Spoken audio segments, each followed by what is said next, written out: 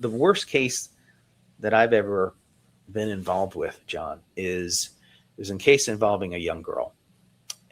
She was very young. She was like, I think, 9 months old. Mm. And she was suffering. She was just very sick one day. So they brought her to the infirmary. She was vomiting, just had a fever. She wasn't well. And, they thought it was, the doctors always default is, well, she's got a neurovirus. She's got a gastrointestinal issue. That's just the default thing we always see, gastrointestinal issue. So, they said, all right, take 2 of these and come back, and come back, and it gets worse. And it got worse and worse and worse and worse, Mm-hmm. to the point where the family, I think, brought her back 3 or 4 times to Okay. the infirmary.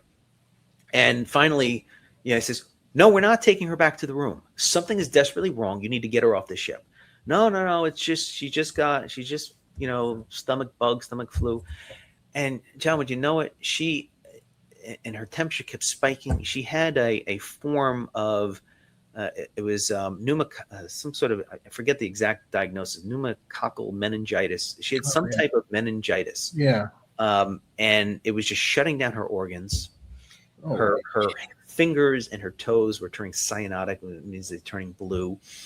And they finally decided, oh, she might be having an infection. Did they get her off the vessel? No. They sped up the ship to go to Fort Lauderdale. And, it was too late by the time they got to the Broward Trauma Center. This poor young girl had to have her feet amputated, and most of the fingers on one of her hand amputated as